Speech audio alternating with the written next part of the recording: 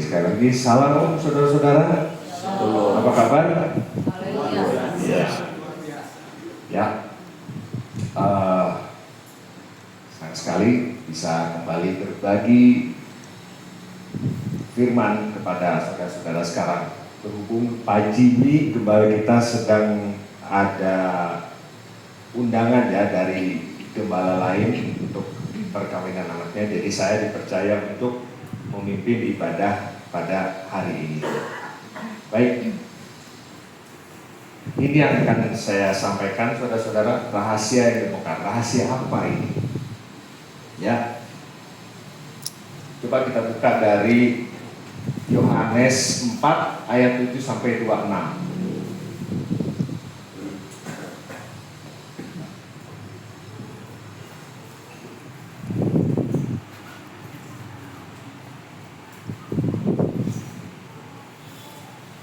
Bisa di ini saya?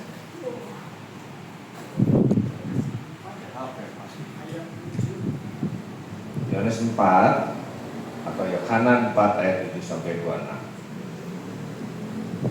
Ada yang sudah siap? Tentang apa saudara-saudara? Iya, percakapan Tuhan Yesus dengan wanita Samaria. Ya, ada yang belum tahu ceritanya gimana ini? Belum tahu, Pak? Baik. Ya, kalau kita baca ini panjang, lumayan. Jadi ceritanya begini. Waktu itu Tuhan Yesus itu mau berangkat dari daerah Yudea mau ke Galilea. Jadi kalau kita gambarkan secara geografisnya ya, secara petanya, dia mau berangkat. Dia dan murid-muridnya mau berangkat dari selatan menuju ke utara. Ini ada dua jalan. Dua-duanya harus melalui Danau Galilea ini nantinya gitu ya. Tapi dua jalan ini ada yang lewat sisi sebelah barat, ada yang lewat sisi sebelah timur. Biasanya orang menggunakan sisi sebelah timur, daerah yang sekarang adalah Yordania. Karena di sana jalannya lebih rata, lebih aman dibandingkan dengan lewat jalur yang sebelah barat. Ini jalur begal kalau sekarang. Jalur rawan. Karena di situ ada pergolakan antara bangsa Samaria dan bangsa Yahudi yang lainnya, begitu. Tapi Tuhan Yesus memilih tetap melewati jalur ini. Memang lebih pendek, lebih cepat juga. Cuma ini bukan jalur utama yang dipilih orang waktu itu, ya. Nah, karena dia lewat situ, dia akhirnya bertemu dengan orang-orang Samaria. Yang paling sering diceritakan di sini adalah waktu itu mereka harus berhenti dulu, istirahat untuk minum dulu di pinggir, ada sumur di situ. Dan di situ dia ketemu dengan perempuan Samaria. Perlu kita ketahui bahwa saat itu dan sampai saat ini juga beberapa golongan orang Israel Yahudi, mereka mengambil jarak terhadap orang Samaria. Begitu juga orang Samaria gak mau dekat-dekat dengan bangsa Israel Yahudi, Israel dari selatan. Mereka gak mau. Gak cocok. Karena ada anggapan, ada perpecahan yang kita bisa baca dari kitab suci, dari kitab Raja-Raja. Apa yang terjadi? Terjadi perpecahan antara kerajaan Israel ini, jadi Israel Utara dan Israel Selatan. Yang Israel Utara kemudian terjadi perpecahan, kerajaan Israel Selatan Yehuda ini memisahkan diri dari Israel Utara karena kerajaan Israel Utara memilih untuk beribadah kepada ilah-ilah asing. Begitu. Akibatnya kemudian Bapak Yahweh menindak kerajaan ini. Singkat ceritanya gitu ya. Kemudian diambil alih wilayah ini oleh bangsa Asyur atau Syria sekarang. Bangsa Syria sekarang. Ya. Sementara selatan. Nah, sementara selatan masih lebih banyak yang beribadah kepada Bapak Yahweh. Tetapi pada akhirnya mereka pun imannya rontok. Karena tekanan kiri kanan, tekanan ekonomi, apapun itu yang mereka terjemahkan sebagai tekanan, mereka memilih mencari jalan keluar kepada bangsa asing, kepada ilah asing. Justru akhirnya Tuhan sendiri yang menindak mereka. Dikirimlah bangsa Babel mengambil alih. Kemudian diambil ke sana. Orang-orang yang berbakat, yang dianggap bermanfaat bagi kerajaan Asyur maupun bagi kerajaan Babel sendiri, Babylon, diambil ke sana untuk dipekerjakan. Jadi daerah ini kosong. Kemudian diisi oleh bangsa-bangsa dari kerajaan masing-masing ini. Jadi ditukar isi penduduknya supaya tidak ada perlawanan, supaya tidak ada pemberontakan. Begitu intinya kira-kira ya cerita itu. Akibatnya ada percampuran budaya, percampuran agama. Jadi orang-orang Samaria akhirnya lebih tetap mengandalkan ilah-ilah lain, sementara bangsa Israel yang dari pengasingan akhirnya dilepaskan, dikembalikan oleh Raja Cyrus, dan ini tercatat dalam sejarah. Ya, mereka dipulangkan kembali ke Israel untuk boleh kembali membangun bait suci. Begitu ceritanya ya. Nah, waktu itu mulai ada perpecahan. Oke, kita kembali lagi. Oke, yang pertama saya yang perjalanan ya. di jalur barat. Ya, jadi kita kembali lagi. Siapakah bangsa Samaria ini? Kita balik lagi ya. Kalau dari ayatnya dari 2 Raja-Raja 17. Saya ingin saudara-saudara kita semua baca sedikit cerita ini nanti di rumah. Ini adalah cerita yang diperkuat oleh bukti-bukti arkeologi sejarah bahwa ini memang terjadi, ya, bahwa mereka adalah keturunan kerajaan Israel Utara. Jadi sejak Israel terpecah dua, utara dan selatan, yang selatan Yehuda ya namanya, dan yang utara lebih dikenal dengan nama Israel. Ya. Kemudian ini terjadi sesudah Salomo wafat. Jadi keturunannya mulai mengambil alih. Masing-masing merasa berhak untuk mengambil warisan Salomo yang sangat luar biasa ini. Tapi akhirnya terpecah utara dan selatan, Israel dan Yehuda. Jadi saya sangat menyarankan saudara-saudara kemudian membaca sendiri ini nanti di rumah ya. Karena ini lumayan panjang, 2 Raja-Raja 17. Tapi ini adalah sejarah yang sudah terbukti secara arkeologis. Ya.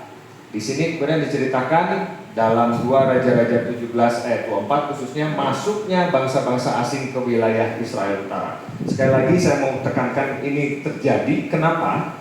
Karena ini adalah keputusan politik Raja Asyur waktu itu untuk mengosongkan wilayah jajahannya dan menukarnya dengan wilayah jajahan yang lain.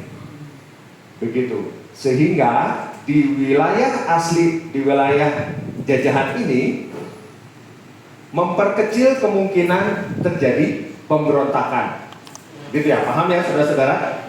Gitu ya. Jadi misalnya kayak kita Indonesia dulu yang katanya sempat dijajah oleh Belanda misalnya. Ada kan?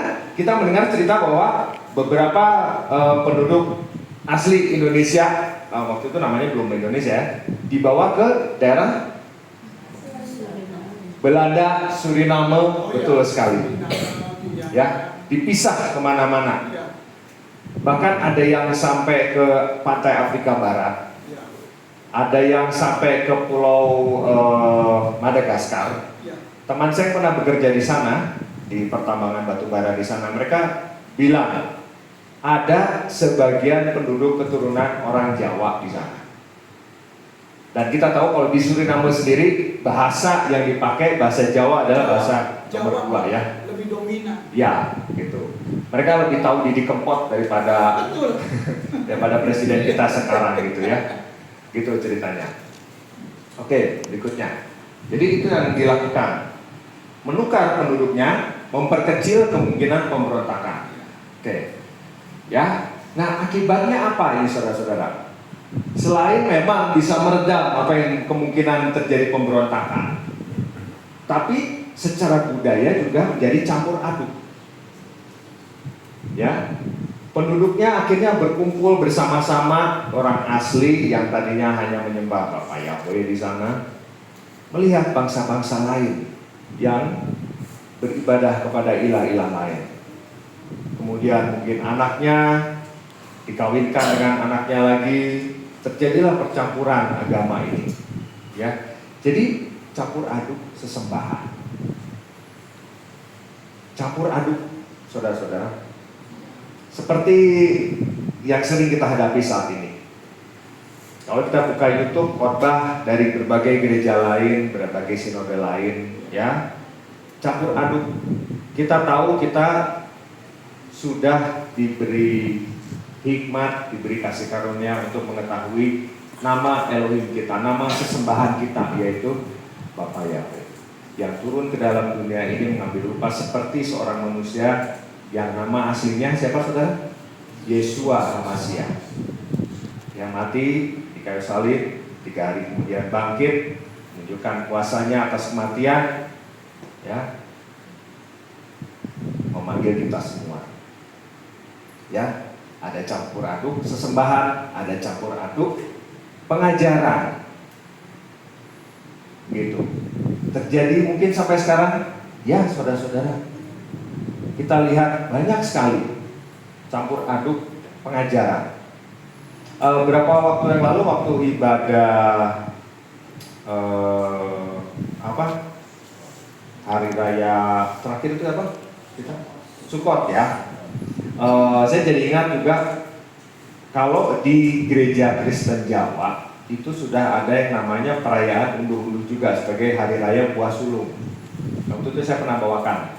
Mereka menampilkan hasil panen mereka. Tanggalnya nggak tepat, tapi mereka memang merayakan hari raya buah sulung. Cuma dalam perayaan itu ternyata juga mereka memasukkan dalam segi budaya, ada wayang di dalamnya, begitu. Yang sebetulnya saya sesalkan ya, dengan tidak mengurangi rasa hormat, saya menyesalkan banyak hal yang bisa diambil dari kitab suci kita untuk ditampilkan. Kenapa ada hari raya buah sulung? Tapi malah kenapa tokoh atau karakter lain dari agama lain yang ditampilkan, begitu. Oke, itu contoh sesembahan, campur aduk sesembahan dan campur aduk pengajaran. Juga terjadi campur aduk budaya tadi. Oke, sama seperti ini tadi yang saya barusan berikan contohnya tadi. Ya, upacara atau hari raya unduh-unduh itu, tapi malah ada hanoman dan sebagainya. Dan tentu saja nomor 4 ada juga campur aduk perkawinan secara fisik yang tadi saya bilang. Satu keluarga mengawinkan anaknya dari keluarga yang pendatang dari kerajaan lain. Kemudian mereka mungkin rembukan, oke, pakai adat mana nih, gitu kan? Kalau di sini juga sama ya, pakai adat Sunda kah, adat Tionghoa kah, adat Jawa kah, adat Batak kah? Itu memang pertemuan dua keluarga besar harus diomongin memang, ya, sebagai hal kebudayaan yang harus kita hadapi, yang harus kita jalani setiap hari. Bentuknya seperti itu. Jadi ada, mau nggak mau ya ke bawah-bawah yang lainnya, begitu. Ya, oke, next. Nah, ini dia. Perbedaan sendiri apa perbedaan bangsa Samaria dari bangsa Israel Selatan atau Yehuda ini? Yang pertama adalah bangsa Israel Utara itu semakin menjauh dari Bapa Yahweh, sedangkan Israel Selatan masih lebih taat untuk waktu yang sedikit lebih lama. Yang terjadi itu. Ini rangkuman yang saya bisa ambil ya dari situ. Dan kemudian bahwa bangsa Samaria beribadah ke Gunung Gerizim, Gunung Gerizim. Sedangkan bangsa Yehuda di Israel Selatan ini beribadahnya ke Bait Elohim di Yerusalem. Yang sisa-sisanya masih ada sampai sekarang. yaitu tembok ratapan sisanya. Dan mereka nggak mau ambil ribut dengan tetangganya yang sudah mengklaim bahwa itu tempat mereka. Mereka lebih memilih berdoa di Western Wall, tembok ratapan, begitu, daripada ribut dengan tetangga sebelah sebagai tempat ibadah. Oke. Dan bangsa Samaria hanya menggunakan 5 kitab Torah, ya, Kejadian, Keluaran, Bilangan, Ulangan, Imamat, ya, itu yang mereka pakai dengan disatur sedikit, ada perubahan-perubahan sedikit. Sedangkan bangsa Israel Selatan, Yehuda, masih menggunakan tanah, yaitu Torah, Nevi'im dan Ketuvim, kitab para nabi, Nevi'im, dan kitab Ketuvim, kitab syair seperti Amsal, Khotbah, atau kitab Mazmur gitu ya, masih dipakai karena ternyata kitab-kitab ini juga membicarakan kedatangan Mesias, ya. Suatu hari nanti kita bisa belajar tentang ini lebih jauh ya, saudara-saudara. Baik, selanjutnya. Oke.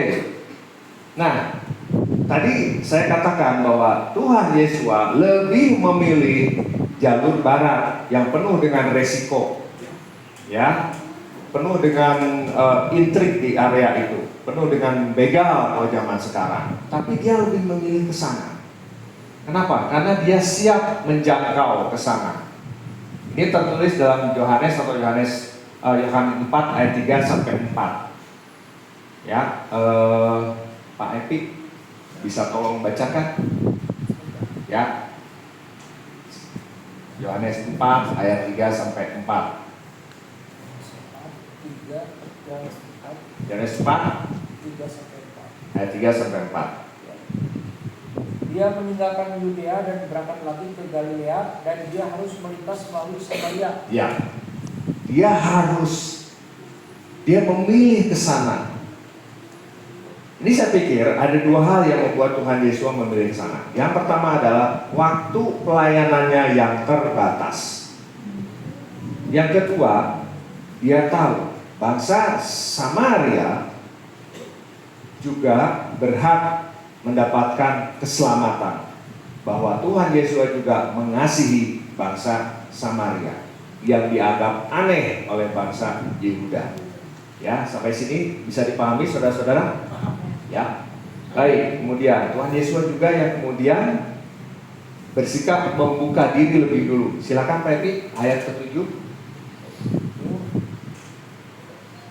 Datanglah seorang wanita dari Samaria untuk menimba air.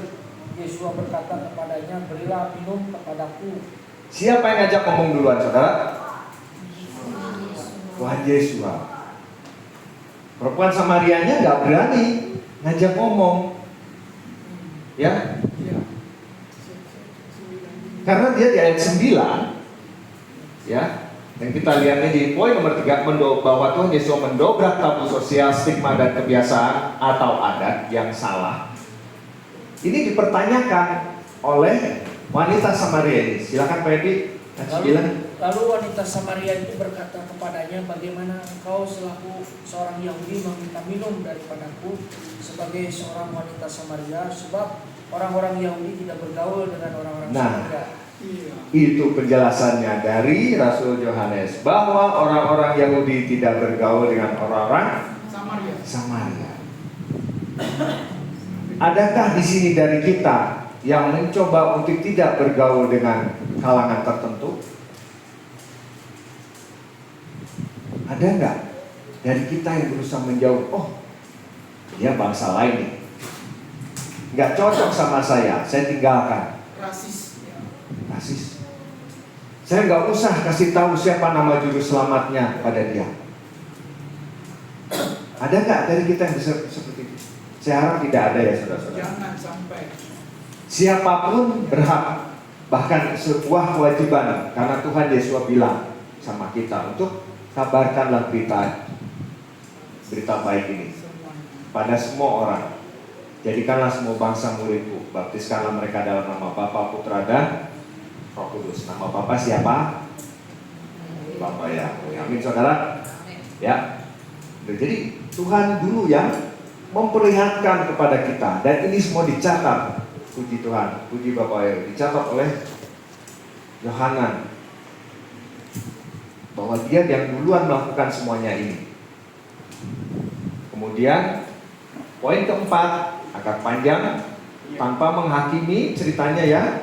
Sabar menyampaikan kebenaran. Ada percakapan di sini.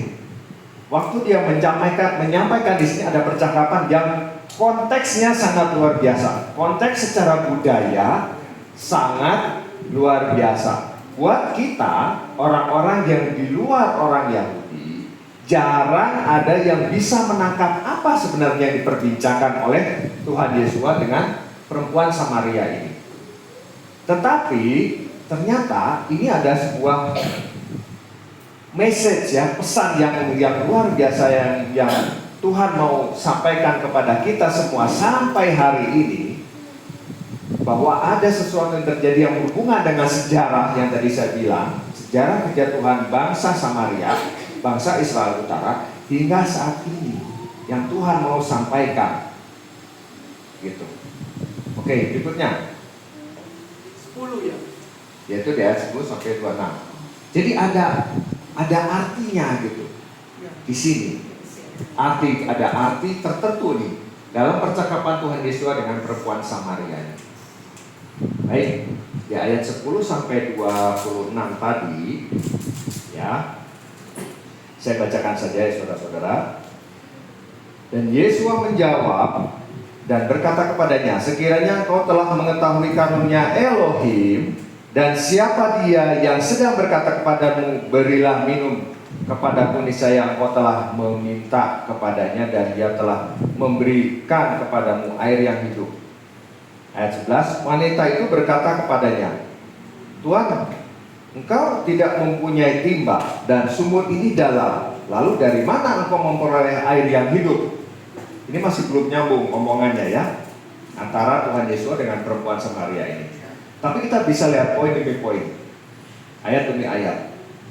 Perempuan ini bilang lagi, engkau tidak lebih besar dari Yakub bapa kami, yang telah memberikan sumur ini kepada kami, dan dia telah minum daripadanya juga anak-anaknya dan ternaknya. Ayat 13, Yesus menjawab dan berkata kepadanya, setiap orang yang minum dari air ini dia akan haus lagi, tetapi siapa yang telah minum air yang akan kuberikan kepadanya, dia sekali-kali tidak akan pernah haus sampai selamanya. Sebaliknya, air yang akan kuberikan kepadanya itu akan menjadi mata air di dalam dirinya yang terus memancar sampai hidup yang kekal. Jadi di sini Tuhan Yesus mau ngasih tahu, khususnya kepada perempuan Samaria saat itu, dan umumnya kepada kita semua di sini, yang kita sudah tahu bahwa dia adalah air hidup. Tapi perempuan Samaria ini belum mengetahui, belum menyadarinya bahwa Tuhan menawarkan sesuatu yang sangat berharga kepada perempuan Samaria ini. Sedangkan kita yang ada di sini, kita sudah tahu Tuhan Yesus adalah air yang hidup. Amin, saudara? Ya, yang dia bilang akan memancar setelah kita menerimanya. Dan saya percaya itu yang kita alami setiap harinya dalam hidup kita. Amin. Ya. Ayat berikutnya, ayat 15, wanita ini tertarik. Siapa yang tidak tertarik untuk menerima air yang kemudian sangat menyegarkan dan bahkan memancar dari dalam tubuh kita sendiri? Siapa yang gak mau? Makanya dia bilang gini, di ayat 15, wanita itu berkata kepadanya, Tuhan, berikanlah kepadaku air itu, supaya aku tidak akan haus lagi. Supaya aku tidak akan haus. Bahkan aku tidak perlu datang ke sini untuk menimba air. Tapi konteksnya masih tentang air jasmani, bukan air rohani. Ya, saudara-saudara. Tapi ini udah mulai matching nih. Tuhan menawarkan sesuatu, dan perempuan yang ditawarkannya itu juga mulai tertarik ya, mulai tertarik begitu. Dan ayat berikutnya dia bilang lagi, ayat berikutnya yaitu ayat berapa tadi? 16. Nah, Tuhan Yesus berkata kepadanya, pergilah, panggillah suamimu dan datanglah ke sini. Kira-kira Tuhan tahu nggak perempuan ini status sosialnya bagaimana? Pasti tahu. Tapi kita lihat jawaban perempuan ini ya. Wanita itu menjawab dan berkata, ya di ayat 17, aku tidak mempunyai seorang suami. Langsung ditembak lagi sama Tuhan. Yesua berkata kepadanya, engkau berkata benar, bahwa aku tidak mempunyai seorang suami. Gitu, diulangi lagi sama Tuhan Yesua.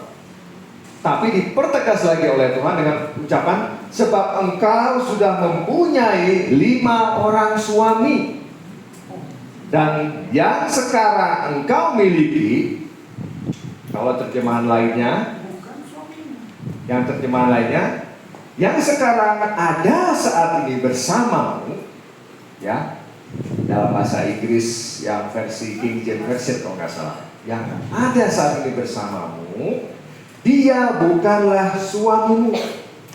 Engkau telah mengatakan hal ini benar. Nah, di sini saudara-saudara, kalau kita lihat di ayat 19, mulai nyambung secara rohani. Dan bahwa perempuan Samaria ini bukan orang sembarangan. Makanya dia nggak marah waktu dia disebutin pernah punya 5 suami. Dia nggak marah, malah kaget. Betul Pak, ya. Nih, jadi perempuan itu bukannya marah, tapi malah responnya begini di ayat 19. Wanita itu berkata kepadanya, Tuan, aku menduga bahwa engkau adalah seorang nabi. Kenapa dia ngomongnya begitu? Karena perempuan ini mengerti konteks yang sedang Tuhan Yesus omongin. Bukan suami yang suami secara fisik, bukan. Tapi ada hal yang lain, arti ganda ini. Ya, begitu. Nah, terus perempuan ini ngelanjutin omongannya di ayat 20. Para leluhur kami menyembah di gunung ini, tetapi kamu mengatakan bahwa di Yerusalemlah tempat di mana seharusnya menyembah. Ini sedikit pembelaan diri dari si perempuan. Sedikit membela diri bahwa dia ibadah di sini karena leluhurnya juga ibadah di sini di Gunung Gerizim itu. Tetapi engkau, karena dalam konteksnya yang dia omongin adalah Tuhan Yesus aslinya orang Yehuda dari selatan. Kalian itu ibadahnya di Yerusalem. Kamu pasti nyuruh saya ibadah di Yerusalem kan? Gitu kira-kira konteksnya ya, saudara-saudara. Bisa dipahami sampai saat ini? Bisa. Ya, saya terlalu cepat nggak? Enggak. Normal. Oke? Aman Bu? Aman. Nah, haleluya. Nah, Tuhan kemudian menegaskan kembali. Yesua berkata kepadanya ya di ayat 21, hai wanita, percayalah kepadaku bahwa waktunya akan datang saat kamu menyembah kepada Bapa bukan di gunung ini, bukan pula di Yerusalem. Sudah terjadi sekarang? Sudah ya? Haleluya. Siapa menyembah siapa dimanapun aja, ya. Siapa menyembah Bapa Yahweh di Indonesia, dimanapun, di Amerika, di Australia, di Eropa, tidak hanya di Yerusalem, tidak hanya di Gunung Gerizim, tapi menyembah Dia di dalam roh dan kebenaran dimanapun. Yang penting mulainya dari dalam hati kita. Oke? Ya? Situ. Nah ini pembicaraan ini yang luar biasa. Ya. Di sini Tuhan tadi nembak. Ditembak begitu, perempuan Samaria ini nggak marah. Jadi siapa sih sebetulnya kelima perempuan Samaria ini itu siapa? Gitu. 5 suami perempuan Samaria ini siapa gitu. Ya. Ternyata saudara-saudara, kalau kita runutkan lagi, ini ada hubungannya dengan janji Bapa Yahweh dalam Hosea 2 ayat 16 sampai 17. Pak Epi minta tolong. Hosea 2 ayat 16 dan 17.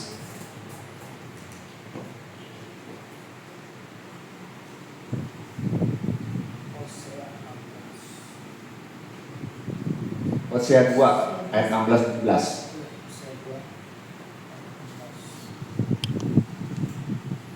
Hosea 2 ayat 16 Maka akan terjadi pada hari itu firman Yahweh, engkau akan memanggil aku suamiku, dan tidak akan lagi memanggil aku Baalku. Ayat 17, sebab aku akan menyingkirkan nama para Baal dari mulutnya, dan nama-nama mereka tidak akan lagi diingat-ingat.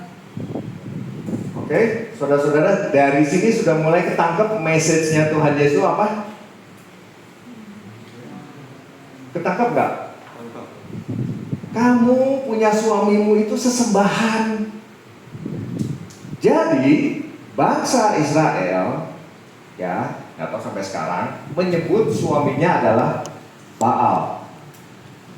Menyebut suami itu Baal. Konteksnya begitu waktu itu. Saking hormatnya seorang istri kepada seorang suaminya, sang istri menyebutnya, memanggilnya Baal. Baal. Suamiku itu menyebutnya dia Baal, gitu. Tuanku, begitu. Tapi Baal juga adalah nama untuk sesembahan yang lain, begitu. Dan konteks ini kemudian dibicarakan kepada perempuan Samaria ini oleh Tuhan Yesus, gitu. Ya. Nah,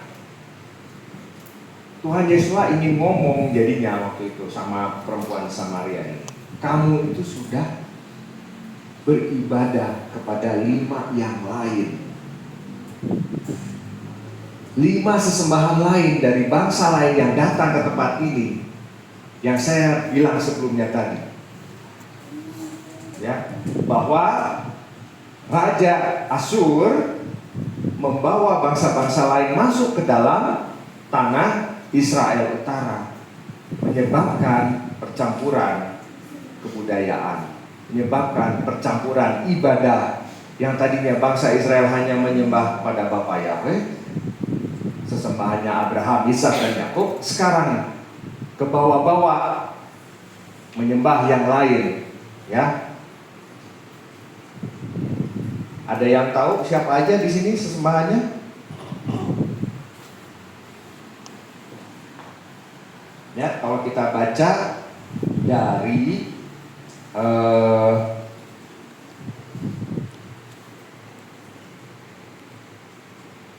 kita baca dari ini.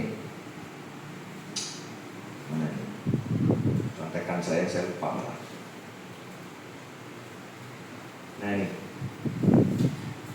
saudara-saudara, karena ternyata suami yang dimaksud oleh Tuhan Yesus tadi adalah sesembahan.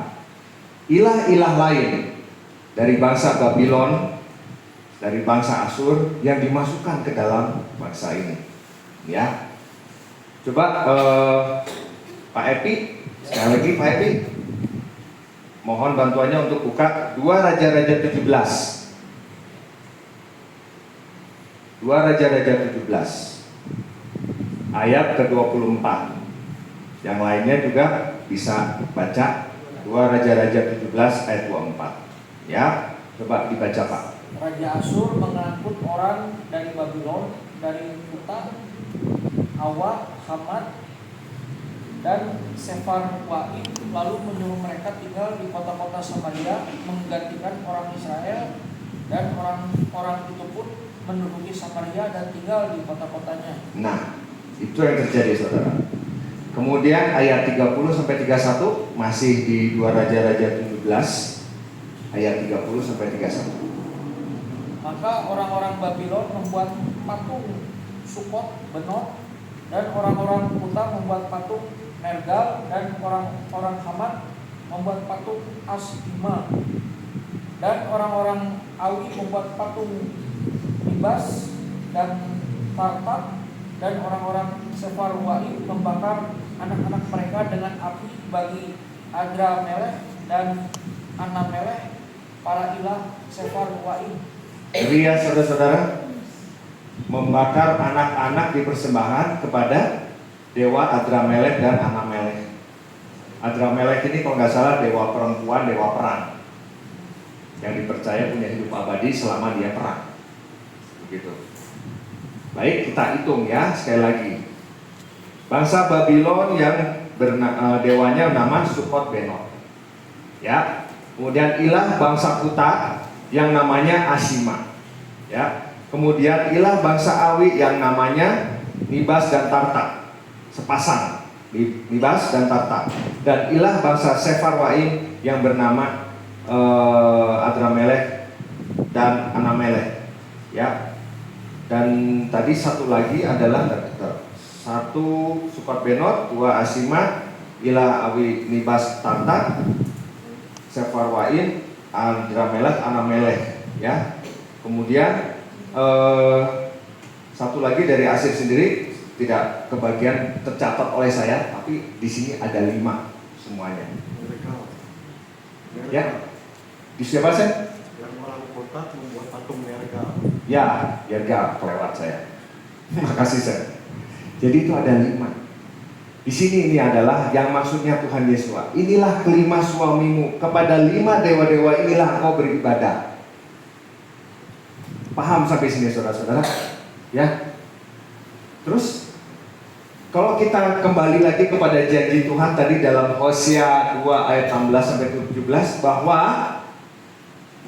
Bapa Yahweh akan mengambil kembali, memperistri kembali bangsa Samaria.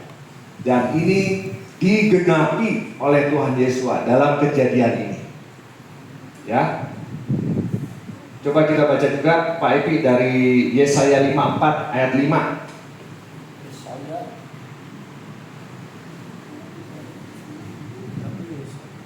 Yesaya 54 ayat 5. Yesaya 54 ayat 5. Sebab penciptamu adalah suamimu Yahweh Sebaot namanya, dan penebusmu adalah yang Maha Kudus Israel. Dia disebut Elohim atas seluruh bumi. Amin. Jadi dimengerti nggak saudara-saudara sekali lagi konteksnya? Apa yang Tuhan Yesus sedang bicarakan kepada perempuan ini? Bahwa dia bilang, Tuhan Yesus bilang, kamu sudah nyembah, kamu menjadikan 5 sesembahan sebagai tuanmu, dan yang ada saat ini masih belum menjadi suamimu. Yang ada sekarang siapa? Tuhan Yesus, saudara-saudara. Yang ada di hadapanmu sekarang, yang ada bersamamu sekarang, belum menjadi suamimu. Ibaratnya gini, Tuhan Yesus nembak, ya, Tuhan Yesus nembak kepada bangsa Samaria melalui perempuan ini, bahwa kamu harus kembali lagi kepada saya. Kamu bangsa Samaria harus pergi meninggalkan semuanya, 5 dewa kalian, dan kembali kepada saya. Begitu kira-kira message-nya yang Tuhan ingin sampaikan.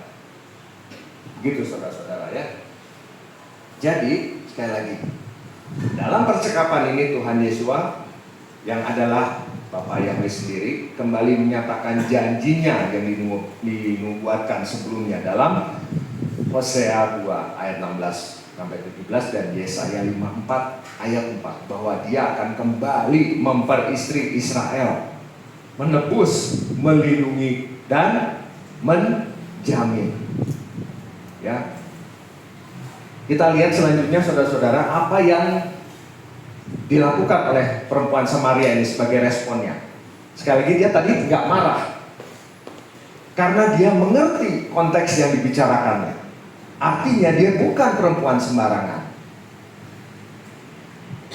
Dia memang sepertinya ngambil air, tapi dia melakukan tugas ngambil airnya itu adalah sebagai kewajiban sehari-hari para perempuan saat itu untuk mengambil air. Kita juga ingat ceritanya suruhannya Ishak untuk cari istri buat Yakub waktu itu, atau suruhannya Abraham untuk cari istri buat Ishak dengan pola yang sama, cariin ketemu jodohnya lagi ngambil air. Ya, yang jelas kalau ngambil air ini, gadis atau perempuan yang ngambil air ini pasti sudah dewasa. Tetangga sebelah kita mikirnya ini perempuan-perempuan ini masih kecil-kecil gitu, masih ada yang umur 3 tahun atau yang lainnya gitu ya. Tapi kenyataannya anak umur 3 tahun bisa nggak suruh ngambil air? Nggak ya. Oke, anyway, ya saya lanjut aja. Jadi Bapak Yahweh dalam Adonai Yeshua Mashiach saat ini nih di Yohanes 4 ayat 18 ini sukses untuk menyatakan kembali apa yang sudah dinubuatkan, dan dia menunjukkan kepada kita saat ini bahwa dia sudah berhasil mengambil kembali. Karena kita tahu sikapnya orang perempuan Samaria ini setelah dikasih tahu, dia mengerti, kemudian dia lari meninggalkan Tuhan Yesus. Lari kemana? Ke kampungnya. Dan dia cerita perjumpaannya dengan Tuhan Yesus. Dia cerita dengan berapi-api. Kita bisa lihat di ayat sesudahnya apa yang terjadi. Kemudian bahkan orang-orang dari kampung itu keluar dan menyambut Tuhan Yesus waktu itu. Dan bahkan Tuhan Yesus sampai menginap di sana beberapa hari sebelum melanjutkan perjalanan. Begitu saudara-saudara. Jadi Tuhan sukses mengambil kembali bangsanya yang hilang, bangsa Israel. Cerita ini kita tahu sesudah Tuhan juga sukses mengambil kita, mengangkat kita menjadi anaknya. Amin saudara-saudara. Amin. Ya. Jadi ini bahwa janji Bapa yang digenapi dalam cerita ini, kita tahu dia selalu menggenapi apa yang sudah dinubuatkan. Ya, dia tidak pernah melepaskan janjinya, dia tidak pernah ingkar janjinya. Dari dulu, sekarang, dan sampai selama-lamanya, yang saya percaya adalah dia selalu bisa melakukan apa yang sudah menjadi rencananya, janjinya. Dan itu bisa dikonfirmasi dalam berbagai bentuk, melalui kehidupan kita, ataupun kita kemudian belajar dari sejarah apa yang terjadi, itu selalu bisa dibuktikan. Selanjutnya,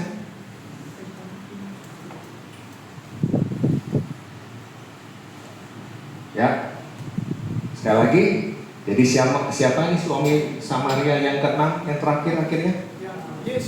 Yesus. Ya, tidak lain tidak bukan dialah yang menjadi suami terakhir bangsa Samaria.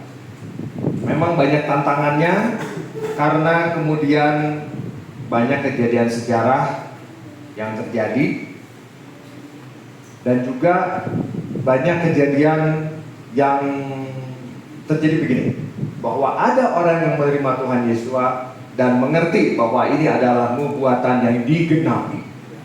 Tapi ada juga yang mengeraskan hatinya dan memilih untuk tetap beribadah kepada ilah-ilah lain. Sampai sekarang campuran bentuknya di sana. Dan itu bisa kita lihat di sini.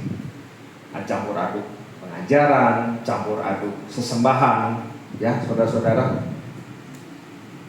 Dan kita sekali lagi bersyukur karena Tuhan sudah memberikan kepada kita hikmat dan kasih karunia sehingga kita tahu sekali lagi kepada siapa kita harus beribadah.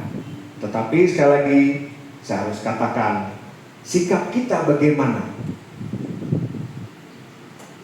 Sikap kita tetap seperti harus Tuhan kita. Kita harus menjangkau dulu, sapa dulu, kita nanya dulu.